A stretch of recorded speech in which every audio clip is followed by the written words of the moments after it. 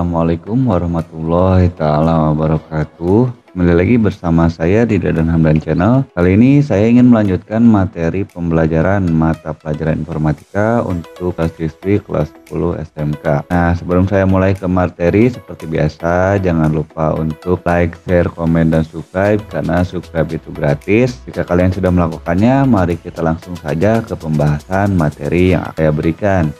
Oke, yang pertama, di pertemuan ke-6 ini saya ingin membahas problem solving atau pemecahan masalah terbagi menjadi beberapa bagian. Untuk bagian yang pertama, problem solving atau pemecahan masalah menurut Saad dan Ghani tahun 2008 nomor 20. Pemecahan masalah adalah pemecahan melalui proses yang direncanakan yang mungkin tidak dapat dicapai dengan segera. Menurut Polya, pemecahan masalah adalah usaha mencari jalan keluar dari suatu kesulitan. Sedangkan menurut Goldstein dan Levin atau Rosdiana dan Misu, pemecahan masalah didefinisikan sebagai proses kognitif tingkat tinggi yang membutuhkan modulasi dan kontrol daripada rutinitas atau keterampilan dasar. Pemahaman tertentu tentang pemecahan masalah dapat disimpulkan sebagai berikut. Menurut Saiful, yang pertama, kemampuan pemecahan masalah adalah tujuan umum pengajaran matematika, juga sebagai inti dari pusat matematika dan proses terpenting dalam kurikulum matematika. Yang kedua, pemecahan masalah merupakan keterampilan dasar dalam pembelajaran matematika. Ketika pemecahan masalah matematika menghadapi berbagai tantangan,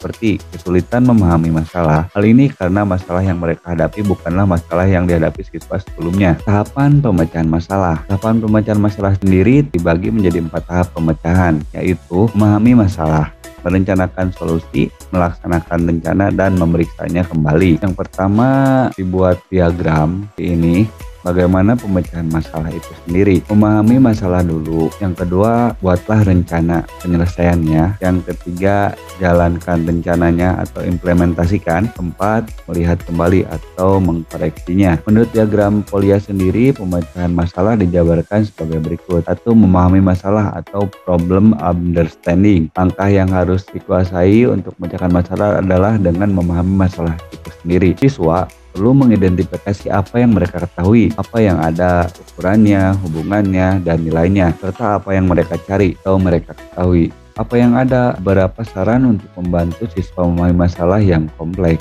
1. Mengajukan pertanyaan tentang apa yang diketahui dan dicari. 2. Menjelaskan masalah dalam kalimat mereka sendiri. Yang ketiga, menghubungkannya dengan masalah lain yang serupa. Yang keempat, lebih fokus pada bagian penting dari masalah. Yang kelima, mengembangkan model dan menggambar diagram, lalu membuat rencana atau device plan. Siswa perlu mengidentifikasi perlukan untuk memecahkan masalah yang diberikan, seperti menebak, mengembangkan model, membuat sketsa diagram, menyederhanakan masalah, mengenali pola, membuat tabel, bereksperimen dan mensimulasikannya, bekerja mundur, menguji semua kemungkinan, mengidentifikasi subtujuan, menetapkan analogi, serta mengklasifikasikan data atau informasi yang didapat. Laksanakan rencana atau carry out the plan. Apa yang diterapkan jelaslah tergantung pada apa yang telah direncanakan sebelumnya, dan juga termasuk hal-hal berikut. 1. Mengartikan informasi yang diberikan ke dalam bentuk matematika. Yang kedua, melaksanakan strategi selama proses dan perhitungan yang berlangsung. Secara umum, pada tahap ini siswa perlu mempertahankan rencana yang sudah dipilih. Jika misalnya rencana tersebut tidak bisa dilaksanakan, maka siswa harus memiliki rencana lain atau cara lainnya. Melihat kembali atau looking back. Aspek berikut harus dipertimbangkan ketika meninjau langkah-langkah sebelum untuk memecahkan masalah. Itu meninjau semua informasi yang penting. Jika sudah diidentifikasi, meninjau semua perhitungan yang terlibat. Selanjutnya, mempertimbangkan apakah solusinya sudah logis, lalu mencari alternatif solusi lain, dan membaca ulang pertanyaan dan bertanya pada diri sendiri apakah pertanyaan tersebut sudah benar-benar dijawab. Sedangkan menurut Kulik dan Radmi, ada 5 langkah yang dapat dilakukan untuk memecahkan masalah. 1. Membaca atau reading. Kegiatan yang dilakukan siswa pada tahap ini adalah menuliskan kata kunci, menanyakan kepada siswa lain apa yang diminta oleh tugas, atau merumuskan kembali masalah dalam bahasa yang lebih mudah dipahami. Selanjutnya, jelajahi prosesnya, melibatkan pola pencarian untuk menentukan konsep atau prinsip masalah. Pada fase ini, siswa mengidentifikasi masalah yang diberikan dan mempresentasikan masalah tersebut dengan cara yang mudah dipahami. Pertanyaan yang digunakan pada fase ini adalah masalah macam apa ini. Tahap ini biasanya di mana menggambar atau membuat tabel dilakukan. Selanjutnya memilih suatu strategi atau choose strategi. Tahap ini siswa menarik kesimpulan atau membuat hipotesa tentang cara menyelesaikan masalah yang ditemui. Berdasarkan apa yang sudah diperoleh pada 2 tahap pertama, menyelesaikan masalah atau remedy the problem. Fase ini semua keterampilan matematika seperti menghitung digunakan untuk menemukan jawaban. Kelima, meninjau kembali dan mendiskusikan assessment and extend. Pada tahap ini siswa memeriksa kembali jawaban yang pernah mereka lakukan dan melihat variasi dalam solusi mereka. Menurut W. Carson menyimpulkan bahwa derajat pemecahan masalah adalah sebagai berikut. 1. Menghadapi suatu masalah, face with a problem, yaitu mengalami kesulitan. Proses inilah melibatkan hal-hal yang belum diketahui, frustasi pada ambiguitas situasi. Yang kedua, mendefinisikan masalah, yaitu memperjelas karakteristik situasi. Fase ini mencakup kegiatan untuk menentukan apa yang diketahui dan apa yang tidak diketahui, untuk menemukan tujuan dan mengidentifikasi kondisi standar dan ekstrim. Ketiga, menemukan solusi atau inventarisasi beberapa solusi, yaitu menemukan solusi. Fase ini meliputi pencarian pola, mengidentifikasi langkah-langkah perencanaan, dan memilih atau menemukan algoritmanya. 4. Mengadopsi konsekuensi dari solusi, yaitu merencanakan solusi yang diharapkan. Misalnya, menggunakan algoritma yang ada, mengumpulkan data tambahan, melakukan analisis kebutuhan, mengulang masalah, menguji situasi serupa, dan mendapatkan hasil atau jawaban. 5. Bukti konsekuensinya, yang terdiri dari pembuktian bahwa definisi masalah sesuai dengan situasi. Fase ini termasuk menilai apakah hipotesis sesuai, apakah analisis yang digunakan sudah benar, apakah analisis sesuai dengan data yang ada, dan lain sebagainya. Identifikasi masalah. Masalah sering dikaitkan dengan nasib buruk atau malapetaka. Jika kita melihat lebih dekat sifat masalah, masalah itu sendiri tidak hanya berdampak negatif, tapi juga ada berbagai macam cara untuk memperbaiki kelemahan yang ada pada diri sendiri. Membicarakan masalah tidak terlepas dari memahami masalah itu sendiri. Meskipun manusia selalu dihadapkan pada masalah, namun banyak orang yang tidak memahami definisi dari masalah itu sendiri. Menurut beberapa ahli, masalah didefinisikan sebagai berikut. 1. Irmansyah Effendi, masalah adalah pelajaran. Menurut Irmansyah, ketika seseorang sadar akan kesadaran jiwanya, ia juga dapat dengan mudah melihat berbagai kelemahan dan masalah dalam hidupnya. 2. Dari Hudojo, masalah adalah pertanyaan kepada seseorang yang mana orang itu memiliki kekuatan untuk dapat menemukan jawaban atau jawaban dari pertanyaan tersebut dengan cepat. 3. Kata Abdul Holil, masalah sudah menjadi bagian kecil dari setiap kehidupan. Setiap insan pasti pernah mengalami dan menghadapi masalah yang berasal dari diri sendiri ataupun orang lain. 4. J.V. Licker, masalah merupakan peluang yang bagus untuk meraih kehidupan yang lebih baik. 5. Richard Carson, pengertian masalah adalah kesempatan untuk dapat melatih diri sehingga hati menjadi lebih terbuka. Isianto menjadi bagian penting dalam suatu proses riset karena masalah juga dapat menghadirkan petunjuk berupa informasi yang nantinya sangat diperlukan. Pada umumnya masalah dibedakan menjadi 2, yaitu masalah sederhana dan masalah kompleks atau rumit. Yang sederhana mempunyai skala yang kecil, tidak terpaut dengan masalah lainnya,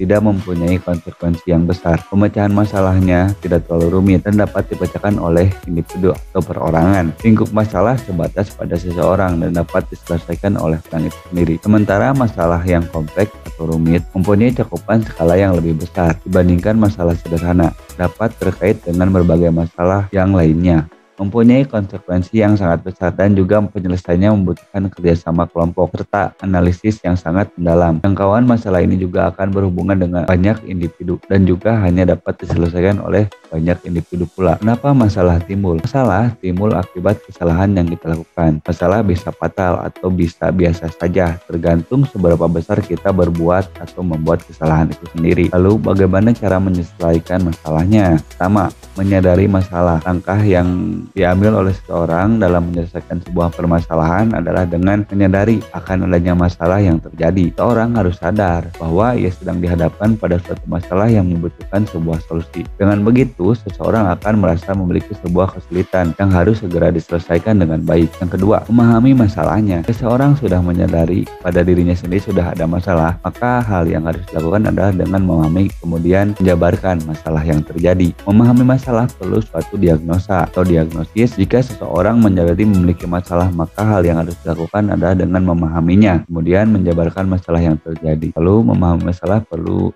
suatu diagnosa. Ketahui penyebab masalahnya. Masalah terjadi karena adanya penyebab. Oleh sebab itu, perlukan perhatian khusus pada penyebab yang pemicu atau yang memicu terjadinya masalah agar semuanya cepat selesai. Kedua, sederhanakan masalah. Biasanya masalah menjadi sangat rumit akibat dari ulah kita sendiri. Putus asa merupakan salah satu penyebab masalah tak kunjung selesai. Oleh sebab itu, sederhanakanlah masalah agar solusi segera didapat. Selanjutnya, fokus pada solusi. Ketika mendapat masalah, hal yang sering dilakukan adalah menyesali perbuatan yang sudah dilakukan, sibuk mengasihi diri sendiri. Hal ini sangat tidak baik karena menyesali dan meratapi tidak akan menyelesaikan masalah. Oleh sebab itu, mulailah fokus pada tindakan pemecahan masalah agar solusi segera terwujud. Dengan begitu masalah dapat diselesaikan dengan baik dan cepat. Kenali penyelesaian masalahnya. Untuk menyelesaikan masalah, perlu mengenali dan mengelompokkan beberapa kemungkinan penyelesaian masalah. Buatlah daftar atau tabel untuk mengelompokkan kemungkinan solusi yang dapat dipakai menyelesaikan masalah. Lalu temukan strategi penyelesaiannya. Setelah kemungkinan penyelesaian masalah terbentuk, segeralah membuat strategi penyelesaiannya. Strategi yang baik diperlukan untuk menyelesaikan segala masalah dengan baik. Seorang harus paham mengenai masalah yang dihadapi dan dapat menyelesaikan masalah secara efektif dan bijaksana. Evaluasi implementasi pemecahan masalahnya. Pastikan melakukan evaluasi terhadap solusi pemecahan masalah yang sudah diambil sebelum diterapkan atau diimplementasikan untuk menyelesaikan suatu masalah. Hal ini perlu dilakukan untuk memastikan bahwa tindakan yang diambil benar-benar merupakan keputusan yang tepat.